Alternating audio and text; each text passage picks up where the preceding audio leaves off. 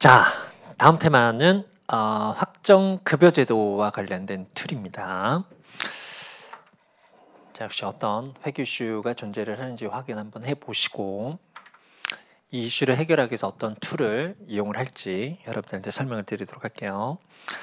자, 첫 번째 확정급여 제도와 관련된 이슈는 결과적으로 이제 재무상태표 그리고 포괄손익계산 어떤 용량을 보고를 할까, 이게 이제 우리 수업 목적과 관련된 귀결된 사항이겠죠. 재무상태표 보고되는 금액은 이렇게 두 가지 테마가 있잖아요. 사회적립자산이라는 부분이 있고, 그리고 확정급여 채무라는 두 가지가 있을 겁니다.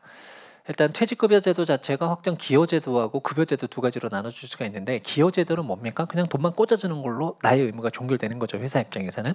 그래서 뭐 회계적인 이슈가 크게 나타날 수 있는 사항은 아니었어요, 그렇죠? 근데 확정급여제도의 경우에는 기여금 불입했다라고 해서 나의 의무가 종결되는 것은 아니다. 기여금 불입하는 것은 그냥 외부에 있는 기금에다가 내 돈을 맡겨놓는 것에 지나진다. 그래서 기본적으로는 그 사회 예치된 금액에 대해서 기업의 권리가 있는 거죠. 이거 우리가 사회 적립자산이라고 하는 거고요. 덧붙여서 종업원이 퇴직을 했을 때 퇴직금을 지급할 의무도 여전히 남아있게 되겠죠. 얘를 우리가 확정급여 채무라고 얘기를 한단 말이에요. 자, 문제는 이 사회적립자산의 성격 때문인 것 같습니다. 사회적립자산은 분명히 기업의 예치금이긴 하지만 별도의 자산으로 보고를 할 수는 없죠. 우리가 기본적으로 자산이 되기 위해서는 뭐가 있어야 되는 거예요? 경제적 자원을 통제할 수 있는 권리가 있어야 되는데, 통제라는 것은 내가 마음대로 할 수 있는 능력을 얘기를 한단 말이에요. 근데 사회적 자산 돈을 갖다 걷는 순간 기업이 마음대로 할 수가 없죠. 이건 오로지 퇴직금 지급 용도로만 사용이 된단 말이에요. 그래서 이런 특성 때문에 사회적립자산을 별도의 단독적인 자산으로 보고를 할 수는 없다. 그래서 어떻게 표시하자고요? 지급할 의무하고 사회적립자산에 대한 권리를 순액으로 표시를 하자. 이게 순확정급여 부채 또는 순확정급여 자산으로 보고가 되는 이 항목이 되겠습니다. 그래서 지급할 의무보다 사회에 적립된 금액이 더 작았다라고 한다면 차이 금액이죠. 미달 적립액 상당액을 순확정급여 부채로 보고를 하시는 거고요. 반대다라고 한다면 순확정급여 자산으로 보고를 하시는데, 다만 자산 한상, 자산인식 상한이라는 것이 있다. 네. 자, 두 번째 확정급여 채무와 관련된 사항입니다. 퇴직금 지급액에 대한 기업의 의무. 이 확정급여 채무에 대해서 측정하는 방식을 우리가 예측 단위 적립 방식이라고 얘기를 하죠, 그렇죠? 반면 사회적립자산은 적립된 기금에 대한 기업의 권리를 나타내는데, 그럼 어느 정도의 권리가 있느냐? 내가 얼마만큼 사용할 수가 있느냐? 공정가치만큼. 그래서 공정가치만큼으로 보고를 해주시게 되겠죠. 그래서 예측 단위 적립 방식에 따라서 결과적으로 예측 단위 적립 방식이라는 것이 미래 예상 퇴직금 지급 시점에 그 퇴직금을 현재까지 근무 영역을 제공받은 부분에 대한 현재가치 상당액이 쌓이는 금액이 되겠죠. 그래서 기본적으로 현재가치를 평가를 하시는 거고, 사회적립자산은 쓰일 수 있는 돈의 실제 가치, 공정가치로서 측정해서 재무상태표 보고를 해주시게 되겠습니다. 자, 이때 이제 확정급여 채무에 대한 회계처리입니다. 크게 이제 두 단계로 나누게 되겠죠. 이게 재측정 전의 절차 그리고 재측정 단계. 그럼 재측정 전의 절차 거쳐 주셔야 될 사항이 확정급여 채무에 대해서 뭐가 있고요? 단기근무원가 인식하는 거, 적립하는 거, 또는 제도가 개정이 됐을 때는 과거근무원가 적립하는 거, 평상시 근무원가 관련된 사항이고, 참고 단기근무원가는 언제 적립하는 거예요? 회계기간 말이죠, 그렇죠? 항상 그 회계기간 동안 근무 영역을 제공받은 부분에 대해서 회계처리를 하는 거, 예측 단위 적립 방식에 한 단위씩 적립을 하는 거니까 단기 근무원가에 대한 회계처리는 항상 기말이에요. 자, 반면 과거 근무원가는 언제가 되는 거예요? 기본적으로 과거 근무원가는 제도 개정 때문에 발생하는 거란 말이에요. 그래서 제도가 개정되는 시점입니다. 이거는 1월 1일이 될 수도 있고 7월이 될 수도 있고 10월 31일이 될 수도 있었어요. 그렇죠? 자, 또 한 가지는 이게 예측 단위 적립 방식에 따라서 현재 가치로 계산되다 보니까 시간이 흘러가면 시간 가치 증가 효과가 발생을 한단 말이에요. 그래서 이제 이자 시간 가치 증가 효과 때문에 채무 금액이 증가하는 효과니까 이제 순자산 감소 효과가 나타나겠죠. 이걸 우리가 이자 원가라고 얘기를 합니다. 그래서 단기 근무원가하고 과거 근무원가 그리고 이자 원가, 요 세 가지가 기본적으로 단기 손익이 발생시키는 가장 기본적인 사항이 되겠죠. 자, 반면 기말 재측정 절차가 있어요. 기말 재측정 절차는 예측 단위 적립 방식을 적용을 할 때 그 예측에 사용되는 방법이 보험수리적 가정이 적용이 되는데, 이 보험수리적 가정이란 것이 원래 고려되지 않았던 부분이 들어갈 수도 있고 경험에 따라서 수치가 바뀔 수도 있죠. 이런 부분들을 감안해서 다시 한번 재측정을 필요하겠죠. 얘들 우리는 확정급여 채무에 대한 기말 재측정이라고 얘기를 할 겁니다. 자, 문제는 그럼 이 재측정을 통해서 확정급여 채무 장부 금액이 변동을 해요. 그럼 이게 자본 거래를 하니까 기본적으로 수익 또는 비용 효과가 발생을 할 거란 말이에요. 근데 이게 기업의 경영 성과냐라고 본다면 이건 경영 성과가 아니죠. 단순히 가정 몇 가지가 적용이 된다라고 해서 기업의 손익이 변동을 한다? 그렇다면 상대방을 잘 꼬셔 놓는다라고 한다면 나한테 유리한 가정이 적용되도록 한다면 단기 경영 성과가 좋아질 수도 있는 거잖아요. 그러니까 이런 문제가 발생하다 보니까 보험 수리적 가정의 변동에 따라서 발생하는 확정급여 채무에 대한 재측정 손익은 기타 포괄손익으로 처리를 하도록 하고 있는 거죠. 이게 기타 포괄손익으로 처리되니까 후속적으로는 단기 손익으로 재분류 조정도 불가능합니다. 이유는 경영 성과가 아니라니까요. 이와 관련된 사항에 대해서는 아시겠어요? 그래서 재측정 손익은 기타 포괄손익으로 처리가 된다. 자, 사회적립자산 회계 처리도 유사하죠. 재측정 전에 회계 처리입니다. 재측정하기 전까지 뭐가 발생을 할 수가 있고요. 퇴직금 지급할 수도 있고요. 그 다음에 또 기여금 불입할 수도 있고요. 추가적으로. 참고 기여금이 불입이 됐을 때 회계 처리 이렇게 나타나겠죠. 기업이 보유하고 있는 현금이 줄어들면서 사회적립자산의 증가가 이렇게 나타날 거니까 얘도 순자산 변동이 없어요. 그래서 사회적립자산의 기여금 불입자처럼 순자산 변동 효과는 나타나지 않는다. 사회적립자산 계정만 변동을 하는 거지. 현금까지 고려한다면 기업 전체에 대한 순자산 변동 효과는 나타나지 않으니까 손익 효과는 전혀 없죠. 순자산 변동 자체가 없으니까. 그렇죠? 자, 또 한 가지는 사회적립자산은 확정급여 채무를 이행하기 위해서 내가 예치한 금액이란 말이에요. 그런데 확정급여 채무가 시간이 흘러가면은 시간 가치가 변동을 해요. 근데 사회적립자산은 시간 가치 변동하지 않으면 이게 대응이 안 된단 말이에요. 그래서 사회적립자산의 경우에도 똑같이 이자는 계산한다. 이걸 우리가 이자 수익 또는 기대 수익이라고 얘기를 하겠죠. 자, 여기 이제 현재 가치 평가를 하고 이자 원가 또는 이자 수익을 계산할 때 적용되는 할인율이 있었어요. 그 할인율이 좀 독특한 할인율이 적용되고 있었던 것 같습니다. 원래 우리 회사의 장부에 들어가는 수치에 대해서 적용되는 할인율은 당연히 우리 회사 관련된 할인율이 적용되는 게 맞겠죠. 우리 회사의 재무제표니까. 근데 아주 독특하게도 확정급여 제도의 경우에는 우리 회사 할인율이 적용되는 게 아니었어요. 뭐가 적용되는 거예요? 1순위가 우량 회사채 수익률. 그걸 모를 경우에 사용할 수 없을 경우에는 국공채 이자율. 남의 걸 이용하는 게 아주 독특한 상황이었어요. 이게 기업 간 비교 가능성 확보를 위해서다. 그리고 왜 하필이면 우량 회사채 수익률이나 국공채 수익률을 적용하도록 하고 있느냐? 그건 할인율이 아주 낮아요. 그럼 현재 가치 평가를 할 때 낮은 할인율이 적용된다고 한다면 현재 가치 평가된 금액은 실제 지급되는 명목 금액과 아주 근사치로 나타날 수가 있다. 이런 효과를 누리기 위해서 낮은 이자율 그리고 남의 이자율을 이용을 한다. 그러니까 확정급여 제도에 적용되는 이자율은 항상 똑같아요. 그렇죠? 무조건 그거 하나만 적용되는 거였어요. 네. 얘가 있었고요. 자, 사회적립자산에 대해서도 기말 재측정이 필요하겠죠. 그래서 사회적립자산의 경우에는 기말 재측정하기 전까지 나오는 사항은 사실 이제 효과는 이거잖아요. 이거 두 가지 분석을 한번 해봅시다. 자, 이게 지금 장부상의 사회적립자산이고 그리고 얘가 실제 공정가치 변동이게요. 자, 기초에서 시작을 한번 해봅시다. 자, 1000이고 얘도 똑같이 1000이다라고 가정을 한번 해볼게요. 자, 그리고 기여금 불입을 했어요. 그럼 장부상 회계 처리를 할 거 아니야? 불입한 금액이 한 500 정도가 된대. 500 이렇게 나왔어요. 그럼 공정가치도 얼마만큼 변동을 하는 거예요? 내 예금에 500만큼 더 집어넣으면 내 예금의 실제 가치도 500만큼 증가하는 거죠. 그래서 공정가치도 500만큼 이렇게 증가한단 말이에요. 퇴직금을 지급을 하면서 이 중에서 300만큼을 뺐었어요. 그럼 장부상의 사회적립자산이 이만큼 줄었다. 회계 처리를 할 거 아니에요? 실제 가치도 얼마만큼 주는 겁니까? 똑같이 300만큼 이렇게 줄어요. 내 예금에서 300만큼 빼면 내 예금 가치도 실제 300만큼 주는 거죠. 그렇죠? 차이는 이거죠. 차이는 장부상으로는 이자만 계산된다고요. 예를 들어 10%가 적용돼서 100만큼 이렇게 됐다면 실제 공정 가치는 시간 가치 효과만큼만 변동을 하는 건 아니라고요. 그렇죠? 얘는 뭐가 반영된다고요? 실제 수익이 반영된다고. 예를 들어서 얘가 200만큼 이렇게 된단 말이에요. 그럼 기말 현재의 금액이 되겠습니다. 얼마입니까? 200에 300 더 증가됐으니까 얘가 1300 이렇게 계산되는데 얘의 경우에는 1400만큼 이렇게 계산되는 거잖아요. 실제 재무상태표에 보고되는 금액은 실제 공제한 1400을 보고를 하기 위해서는 얘를 이렇게 조정을 필요하겠죠. 얼마만큼? 플러스 100만큼 이렇게 되는 거예요. 그래서 사회적립자산 장부금액이 100만큼 증가한단 말이에요. 그럼 사회적립자산의 증가 100만큼 발생했다. 이게 뭐가 올 것이냐?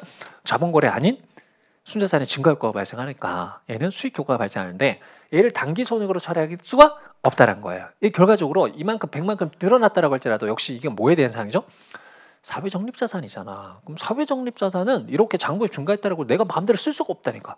내가 마음대로 쓸 수도 없는 돈이 증가했다고 나의 성과가 이만큼 부풀려졌다. 이렇게 얘기를 할 수는 없다고요. 그래서 얘도 경영성과가 아니니까 어떻게 처리하자고요?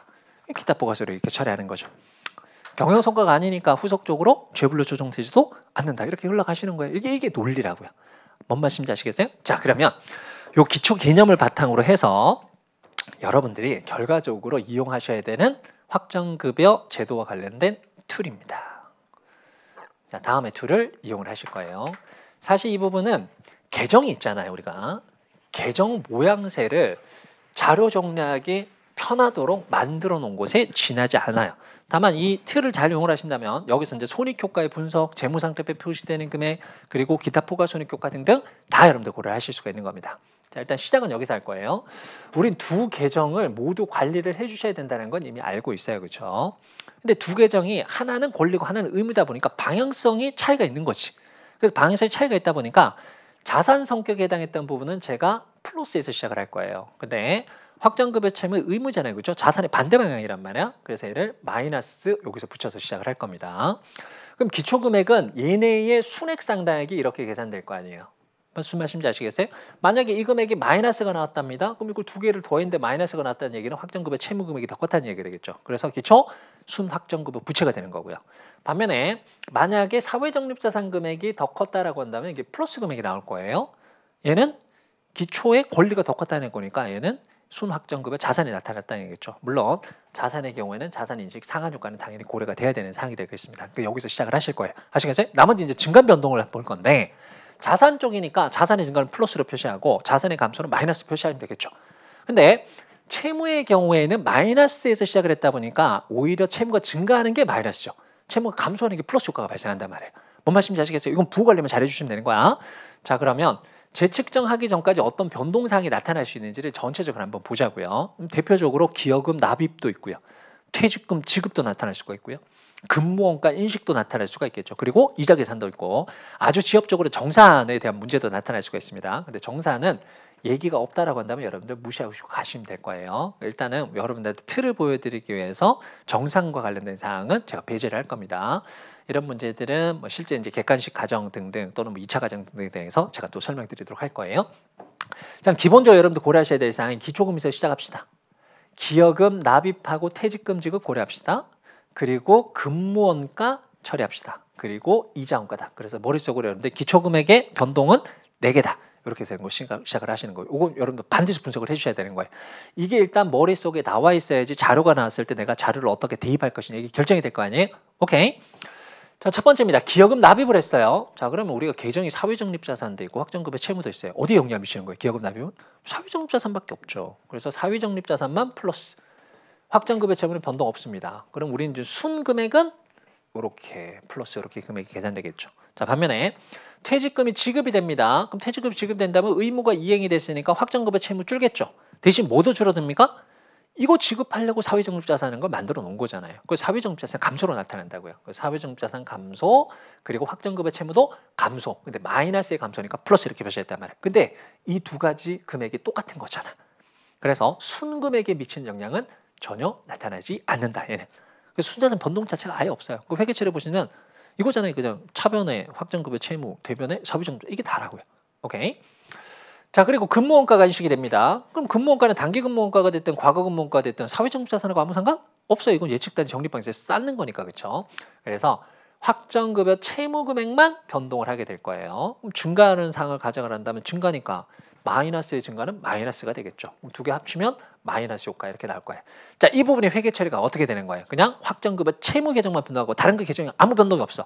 그럼 복식부기의 원리에 따라서 확정급여 채무의 증가라는 것은 기업의 순자산 감소죠. 그 순자산 감소 효과가 나타났으니까 비용 효과가 이렇게 나타나는 겁니다.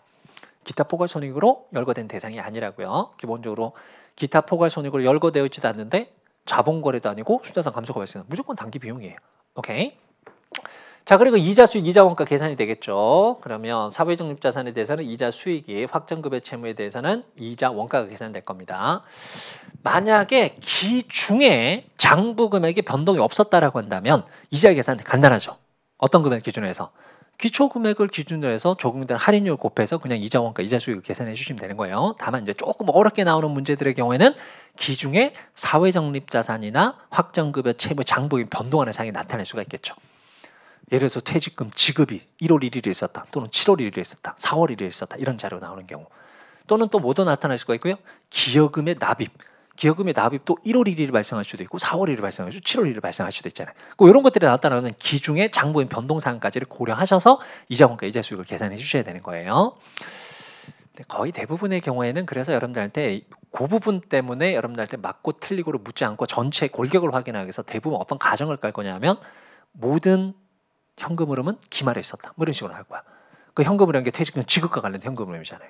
그렇죠? 기여금 납입과 관련된 현금흐름이잖아요. 이게 다 기말에 있었다는 거니까 기말이 될 때까지는 장부금의 변동은 없었다. 그러니까 그때 이자 수익, 이자 원가 계산은 너무 쉽죠.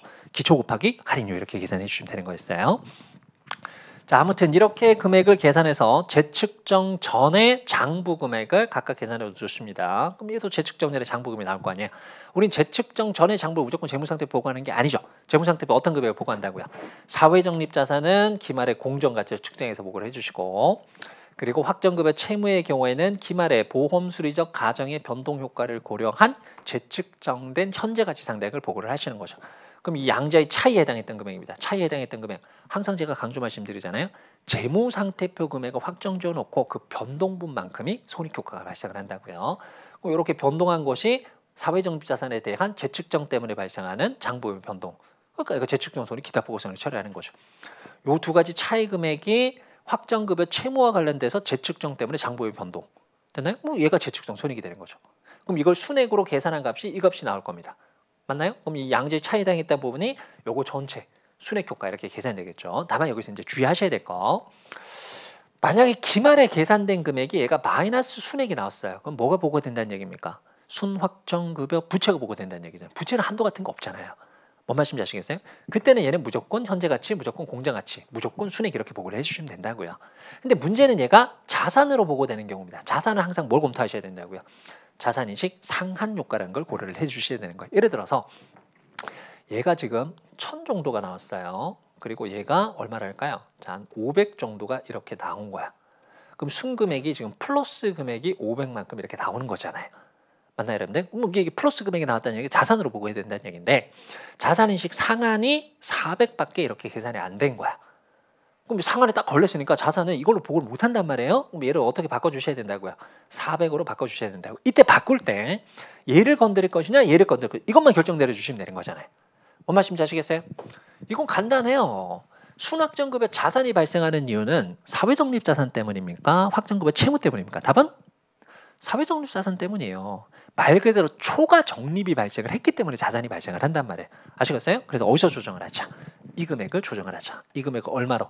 얘를 900으로 이렇게 조정을 하는 겁니다. 아시겠나요? 그래서 얘를 먼저 결정을 해 두셔야지 관련된 재측정 손익이 결정이 된단 말이에요. 무슨 말씀인지 이해가 되셨나요? 그래서 순서를 놓고 본다면 일단 재측정하기 전까지 단계가 1번이에요. 됐나요? 그리고 2번 단계가 요 단계를 밟아서 재무상태표 금액을 확정짓는 자체가 두 번째 단계입니다. 이걸 결정 내려놓고 양자의 차액 금액으로 재측정 손익을 계산하는 것이 세 번째 사항이에요. 그래야지 순액 효과, 기타 포괄 손익 효과 계산이 될 수가 있는 겁니다. 무슨 말씀인지 이해가 되셨나요? 네. 자, 정리 한 가지만 하고 문제 한번 풀어보도록 합시다. 자, 우리가 방금 분석했던 이 틀에서 뽑아낼 사항이 단기 손익효과가 발생하는 게 근무원가예요. 단기 근무원가, 과거 근무원가, 그리고 순이자원가. 물론 정산이 있을 때는 정산으로 인한 손익효과도 포함되는데 일단 그거 무시하자. 기타 포괄 손익 영향은 재측정 손익입니다. 여러분들이 만약에 그 시험 문제에서 이런 식으로 물어볼 수가 있단 말이에요. 시험 문제에서 이제 물어보는 사항들이 뭐 이런 것들이겠죠. 자, 만약에 자료를 던져놓고 이 자료와 관련된 전체 단기 손익효과를 물으십시오. 이런 것도 나올 수가 있고 또는 사회적립자산 그 자체에 대한 손익효과 재무상태표 금액 또는 확정급여 채무 그 자체와 관련된 포괄손익에서 재무상태표 이렇게 물어볼 수도 있잖아요. 뭔 말씀인지 아시겠어요? 그래서 각각을 물어본다라고 한다면 이 각각의 로직을 따라가시는 거예요. 그런데 전체 순효과를 물어본다라고 한다면 사실 이 모양새가 여러분들이 머릿속에 숙지가 됐으면 이 모양새를 다 작성할 필요는 없어요. 여러분들 그냥 이것만 따라가셔도 됩니다. 예제를 통해서 여러분들하고 같이 한번 확인 한번 해보도록 할 거예요. 자, 그래서 순효과에 대한 사항은 순확정급여 제도와 관련된 사항을 활용을 할 거고요. 사회적립자산 또는 확정급여 채무 자체에 대한 문제는 각각의 흐름을 이용을 할 겁니다. 기말 재측정 전의 금액 그리고 기말 재측정 후 양자의 차이가 재측정 손해라는 거 다시 한번 말씀드리고 순확정급여 자산인 경우에는 항상 자산인식 상한이 있는지 그렇지 않은지 여러분들 고려하셔야 된다. 네, 봅시다. 자, 다음에 자 사례를 이용해서 로직 돌리는 거 연습을 한번 해볼게요. 자, 대한의 확정급여 제도에 적용할 할인율은 연 10%, 모든 거래는 기말에 일어나는 것으로 가져간다. 여기 무슨 얘기입니까? 기중에 장부금액의 변동은 없었다. 그 얘를 어디다 이용을 하셔야 된다고요? 이자 계산할 때 단순히 그냥 기초 곱하기 할인율이다. 자, 대안의 엑셀런트 단기 근무원가 퇴직금 지급액, 기여금 납입액 정보가 제시가 됐어요. 자, 대안의 확정급여 제도와 관련된 사항입니다. 이게 이제 상황 1번부터 상황 4번까지가 있는데 이게 나올 수 있는 전체 상황이라고요. 그 이 상황별로 여러분들 분석만 잘 해나가실 수 있으면 됩니다. 여기에 대해서 우리가 찾아야 될 사항들은 그냥 이런 거 찾으래요. 엑셀런트 단기 손익효과, 엑셀런트 기타 포괄 손익효과, 그리고 엑셀런 말 순학정급여 부채 또는 자산의 장부 금액이 얼마인지. 그래서 이게 엑셀 1년도 것만 잘 해주실 수 있으면 2차년도 3차년도 똑같이 가시면 돼요. 아시겠어요? 그래서 우리 1차년들 기준으로 해서 문제 한번 확인 한번 해보도록 합시다. 자, 첫 번째 상황부터 볼게요. 자, 첫 번째 상황은 X 1년 초 확정급여 채무 사회적립자산 금액 그리고 X 1년 말 금액이 나오는데 상황 1번에 나오는 사항은 이거예요. 기초도 순확정급여 부채, 기말도 순확정급여 부채. 이게 상황 1번이에요. 자, 반면에 이거 바로 비교. 상황 2번은 어떤 거예요? 기초에는 미달 적립액이 발생했죠. 그래서 순확정급여 부채인데 기말에는 초과 적립이 발생해서 순확정급여 자산이 되는 거예요. 상황 3번은 반대네요. 그렇죠? 기초에는 순확정급여 자산인데 기말에 순확정급여 부채로 표시되는 거. 마지막 4번은 기초나 기말이나 다 순확정급여 자산이 보고되는 거. 이 정도 나올 수 있는 사항이 전부지 뭐. 아시겠어요? 네. 자, 첫 번째 상황부터 분석을 한번 해보도록 합시다.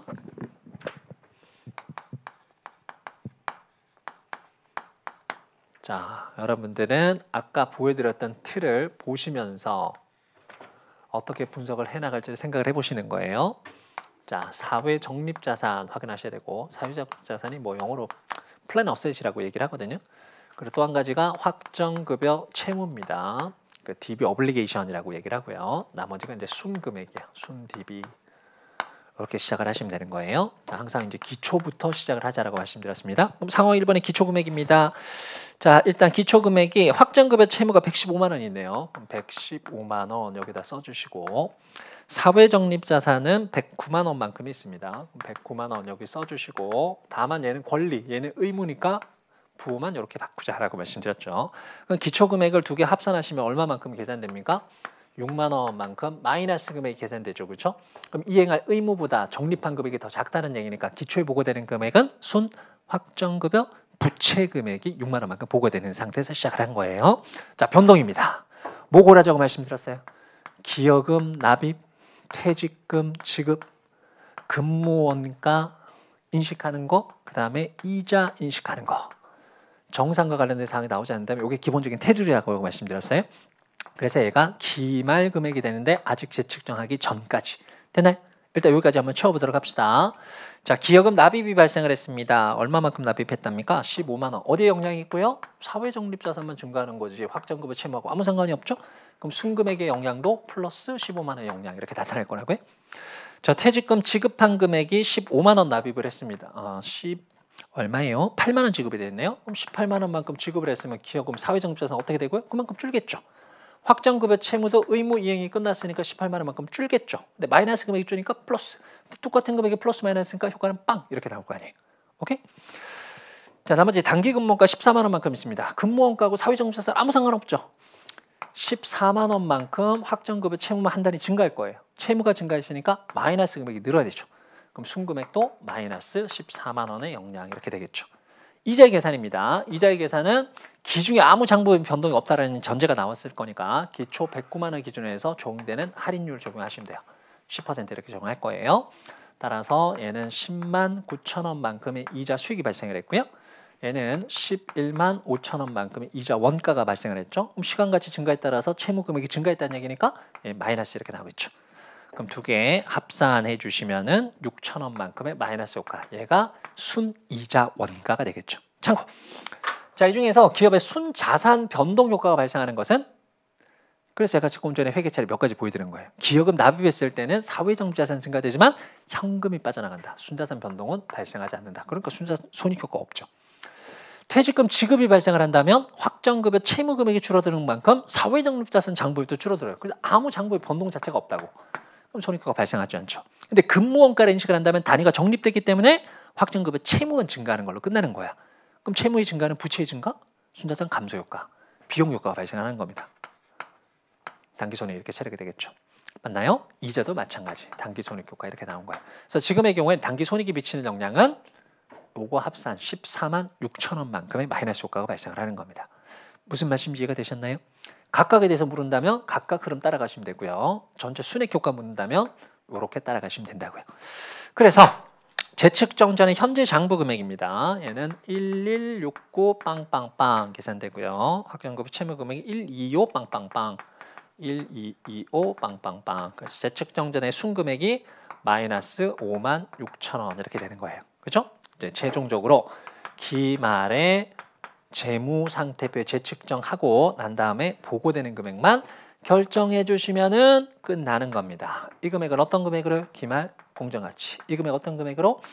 보험수리적 가정의 변동효과를 보는 현재가치. 자, 상황 1번에 기말 공정가치 자료는 얼마만큼으로 돼 있나요? 110만 원인가요? 기말 공정가치 110만 원이네요. 확정급여 채무의 현재가치 상당액은 113만 원이네요. 113만 원. 부호만 이렇게 잘 관리해 주시는 거예요. 그럼 사회적립자산의 경우에는 주네요. 그렇죠? 6만 9천 원만큼 마이너스 효과가 발생을 했고요. 그럼 재측정을 통해서 발생한 장부의 변동이니까 얘가 기타 부가손익이 이렇게 처리가 될 겁니다. 확정급여 채무 금액은 122만 5천 원에서 113만 원 역시 줄었네요. 중금액이 9만 5천 원. 채무가 줄었으니까 순자산 증가 효과가 발생했겠죠. 플러스 이렇게 나올 거예요. 순금액입니다. 이거 계산하시면은 3만 원만큼의 미달 적립이 발생하겠죠. 그럼 얘를 어디에 보고를 해주시면 된다고요? 이거 그냥 재무상태표 보고를 해주시면 된다고요. 미달 적립이니까 얘를 순확정급여 부채 금액으로 보고를 해주시면 되겠죠. 뭔 말씀인지 아시겠나요? 그 양자의 차이 금액입니다. 양자의 차이 금액이 얼마만큼 나타나는 거야? 2만 6천 원만큼 플러스 금액 나타나겠죠. 그럼 요 금액이 순수하게 기타 포괄손익 효과로 보고될 금액이다. 이렇게 나오는 거예요. 얼마나 여러분들 그 자료 정리해서 바로바로 여러분들 해결하실 수가 있어. 이거 하나만 묶고 있다라고 하면 이거 그냥 쭉 따라가시는 거예요. 이거 묶고 있다? 이것만 따라가시는 겁니다. 근데 순수한 효과를 계산한다? 이것만 고려하시는 거야. 아시겠어요? 그래서 이걸 익숙하게 활용해서 얘도 사용할 수 있어야 되고 얘도 사용할 수도 있고 얘도 사용할 수 있어야 되는 거야. 뭔 말씀인지 아시겠어요? 근데 시험 문제 대부분의 경우에는 순확정급의 자산 부채 관련된 순액 효과를 물어본단 말이에요. 그 순액 효과를 물어보니까 이걸 빼고 여러분들 바로 계산하실 수도 있어야 된다고요. 이거 계산 가능하잖아요. 그렇죠? 자, 기초금액은 얼마예요? 순금액은. 자료 확인합시다. 기초에 봤더니 확정급여 채무 115만 원, 사회정자 109만 원, 미달정립 6만 원 마이너스에 시작을 하시는 거예요. 아시겠나요? 두 번째는 기여금 납입이 발생을 했다. 그럼 머릿속으로 얘만 플러스고 얘는 영향 없네. 여기 플러스 금액이 나올 거야. 오케이? 자료 보시고 15만 원 갖다 쓰시는 겁니다. 퇴직금 지급한다면 사회정자 확정급여 똑같은 금액이 상계야. 효과 아무것도 없다고요. 오케이? 근무원가가 인식된다면 사회정부자산은 영향 없고 확정급여 채무와 마이너스 금액이 증가해. 단기 근무원가가 얼마야? 14만 원 마이너스 갖다 써주시는 겁니다. 그럼 이자는 이자 수익하고 이자 원가의 순액이니까 순이전가 바로 계산하셔도 되잖아요. 얘가 지금 기초금액의 할인율, 얘가 기초금액 할인율 똑같다면서요. 무조건 확정급여 제도에서 적용되는 할인이 하나밖에 없다면서요. 그럼 순금액 계산할 때 마찬가지잖아요. 6만 원 기준에서 10% 6천 원 바로 계산하시면 된다고요. 그래서 재측정 전에 순금액이 마이너스 5만 6천 원 이렇게 계산된다고. 근데 기말에 보고되는 금액만 결정 내려주시면 되는 거잖아요. 기말은 어떤 금액이요? 기말 공정가치하고 기말 현재가치 두 가지 차이 금액이라고요. 그래서 기말에 확정급여 채무 113만 원, 사회정자산 110만 원, 그럼 3만 원만큼 미달 적립이니까 마이너스 3만 원. 이거 고정 박아주시면 되는 거죠. 양자의 차이가 기타 포괄손익 이렇게 들어가시는 거라고요. 무슨 말씀인지 이해가 되셨습니까? 자, 상황 1번이었고요. 자, 상황 2번 가봅시다. 자, 상황 2번은 일단 기초금액은 아까 자료하고 똑같습니다. 일단 몇 번 한번 돌려보도록 할게요. 자, 사회적립자산 금액만 자 109만 원 나와 있고요. 확정급여 채무 금액은 115만 원. 요거 부호만 마이너스 붙이자 이렇게 말씀드렸죠. 그래서 기초금액 똑같습니다. 됐나요? 우리 자료에서 재측정 전까지의 자료는 완전히 똑같아요. 그럼 기여금 불입한 금액이 15만 원 여기에 플러스. 여기 영향 없다. 순액 15만 원 플러스. 퇴직금 지급한 금액이 18만 원이다. 사회정자산 그만큼 준다. 확정급여 채무 금액도 그만큼 준다. 아무런 영향 없다. 순금액에는. 근무원가는 확정급여 채무 장부 금액만 변동을 시킬 것이다. 확정급여 채무 단기 근무원가 14만 원. 똑같다고요. 아시겠어요? 자, 이자 계산 한번 해보도록 합시다. 이자 계산은 얼마? 얘는 10만 9천 원만큼. 얘는 얼마만큼? 11만 5천 원만큼. 그래서 순수한 금액이 6천 원만큼. 여기까지 똑같죠. 자, 기말 1169 빵빵빵 1169 빵빵빵 확정급여 채무 금액은 1225 빵빵빵 여기까지는 똑같았어요. 똑같았다고. 자, 나머지 이제 기말 금액만 여러분들 계산해 주시면 되는 겁니다. 자, 한번 집어넣어 볼게요. 자, 기말에 어떤 금액? 공정가치. 얘는 현재가치. 얘는 차익. 자, 기말 공정가치가 바뀌었어요. 사회적립자산의 공정가치는 116만 원입니다. 116만 원. 아직 이거 계산하지 말자고요. 그렇죠? 이거 다 결정해 놓고 차익으로 계산하자고 말씀드렸어요. 확정급여 채무 금액은 113만 원입니다. 113만 원. 이렇게 된단 말이에요. 그럼 두 가지 순액 계산해 봤더니 플러스 3만 원이니까 얘는 뭐라고요? 자산이라고요. 자산. 아시겠나요? 됐나요? 그럼 자산이 발생했을 때는 항상 뭐하고 비교하셔야 된다고요? 인식할 수 있는 상한하고 비교를 하셔야 된다고요? 상한 금액이 제시된 금액이 두 번째 상황에서 얼마로 나온 거예요? 자산으로 인식해서 최대 금액이 2만 원밖에 안 된다는 얘기예요. 끝. 그러면 얘를 얼마로 바꿔주셔야 된다고요? 얘를 2만 원으로 보고를 하셔야 된다. 이걸 먼저 결정을 내려주자고요. 그러면 어디서 조정을 하셔야 된다고? 여기서 조정하자. 여기서 조정하자. 여기서 조정을 해주셔야 된다고요. 아시겠어요? 얘를 얼마로 바꿔주셔야 되는 겁니까? 115만 원 이렇게 바꿔주셔야 된다고요. 그럼 얘를 결정해놓고 두 가지 금액의 차이 금액이 재측정 손익이 되는 거라고. 그럼 사회적립자산 쪽에서는 얼마예요? 마이너스 얼마입니까? 19,000원이네요. 19,000원만큼 줄어야지 이 금액이 나오겠죠. 얘는 125만 원에서 좀 많이 줄어야 되네. 아까하고 똑같이 얘는 95,000원만큼 이렇게 줄 거고요. 순액 계산하시면은 76,000원만큼 플러스 금액 이렇게 나오겠죠. 아시겠나요?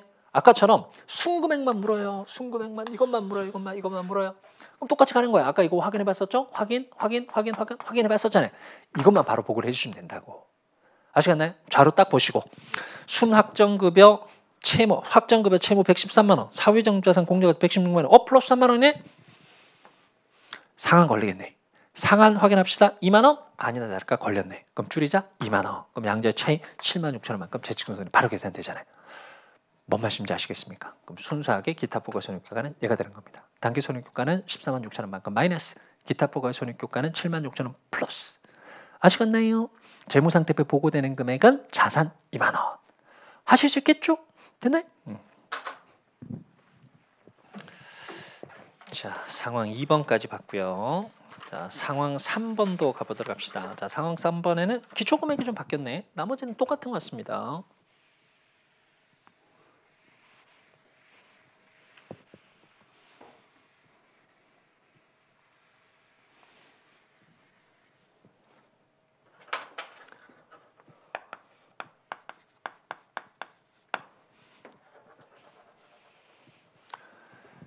자, 상황 3번의 기초 사회적립자산 금액은 이번엔 116만 원입니다. 네, 다시 한번 써봅시다.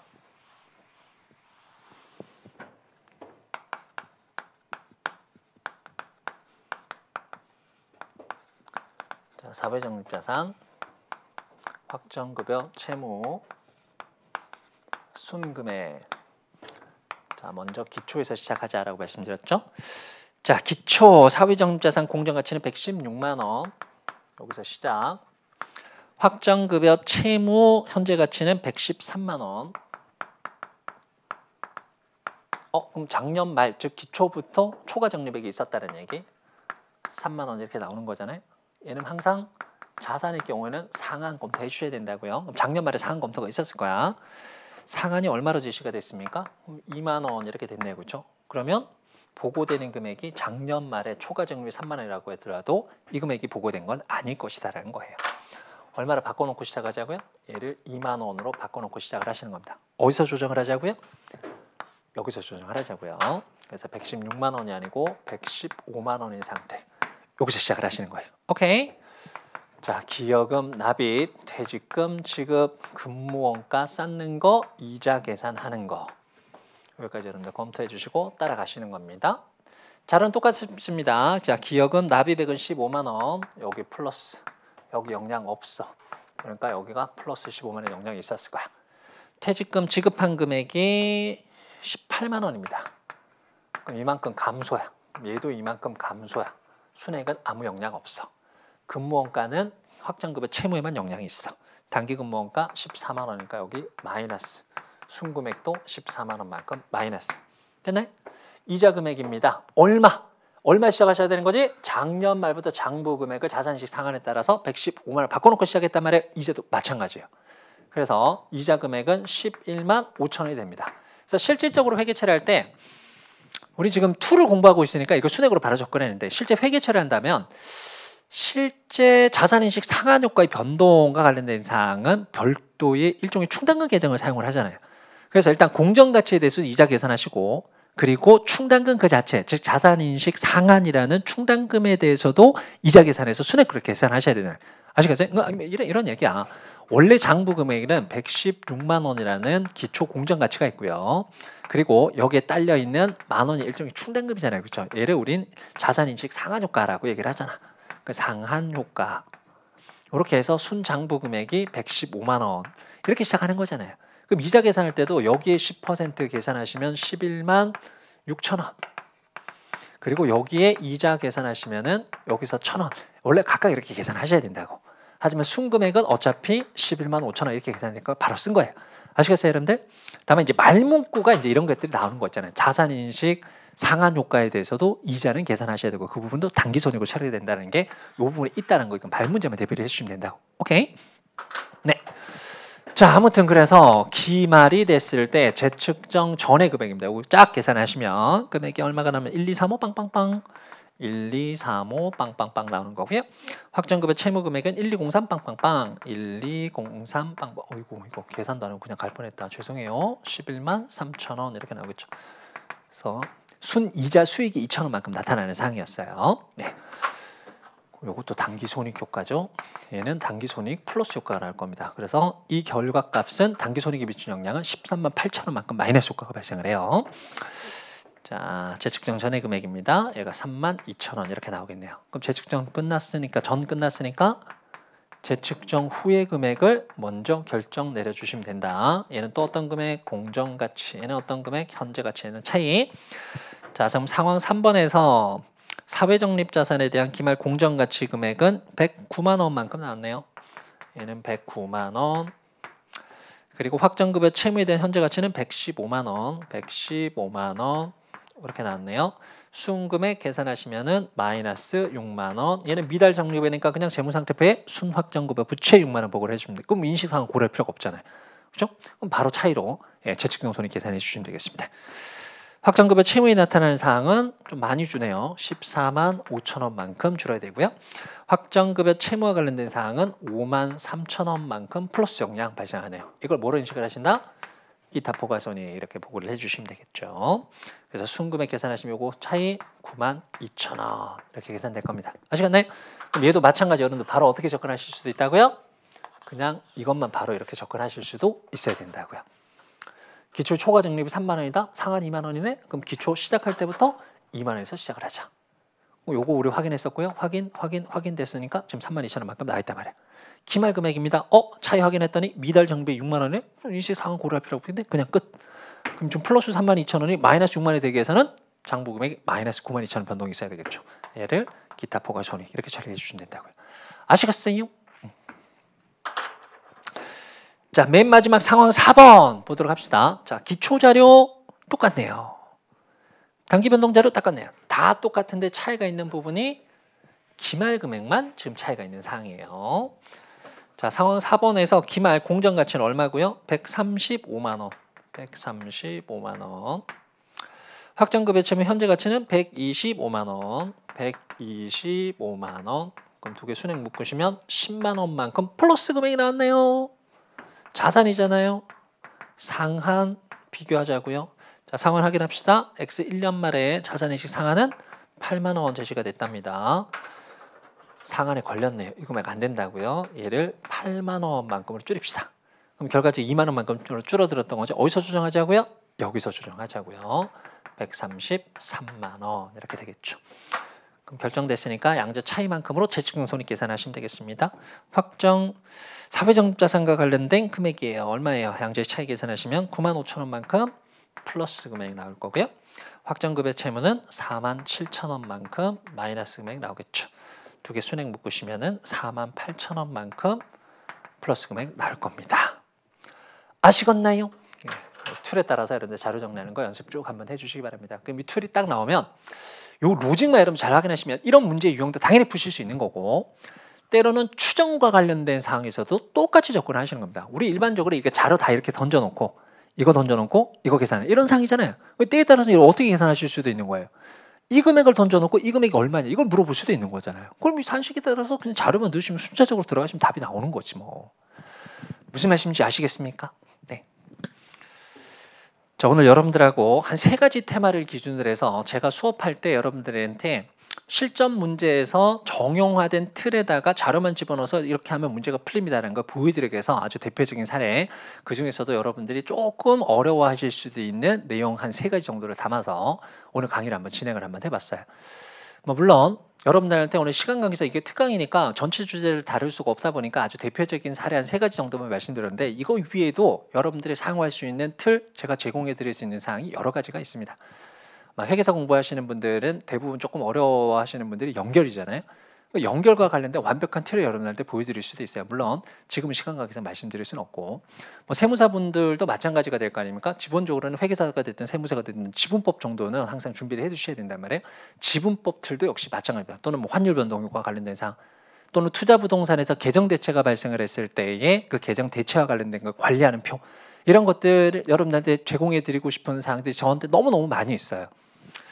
다만 제가 이게 특강 형식이다 보니까 지금 이걸 왼종일 며칠 걸려서 이렇게 말씀을 드릴 사항은 아니란 말이에요. 그래서 어쩔 수 없이 시간 관계상 오늘은 대표적인 사례 몇 가지에 대해서 여러분들한테 안내 말씀드렸고요. 그러니까 방금 오늘 제가 안내 드렸던 요 3가지 툴이라도 잘 이용해 주시면은 여러분들 아마 효과적으로 시험 문제에 적용하실 수 있을 거라고 생각이 듭니다. 그리고 여러분들이 아마 이 강좌를 보신 분들 중에서 이 내용이 마음에 든다, 다른 것들도 안내 받고 싶다라고 생각을 하시면 댓글로 많이 남겨주세요. 그럼 저희 원장님이 바로 그 피드백을 받겠죠. 그럼 저한테 압박을 가하거나 해서 제 특강 시간을 또 잡아주시겠죠. 네. 그렇게 여러분들하고 다음 시간에 또 이렇게 만날 수 있는 기회가 되었으면 좋겠습니다. 그렇지 않다면 후속적으로 진행되는 강좌들 많이 있습니다. 기본 강좌부터 시작해서 객관식, 이론 강좌 등등등등, 여러분들한테 좋은 방법 그리고 효과적으로 여러분들 공부할 수 있는 방법 많이들 안내를 해드리도록 하겠습니다. 오늘 특강은 여기서 마무리하도록 하겠습니다. 여러분들 마무리 잘하시고 당장 다가오는 시험에 좋은 결과 있으시기를 기원하도록 하겠습니다. 감사합니다.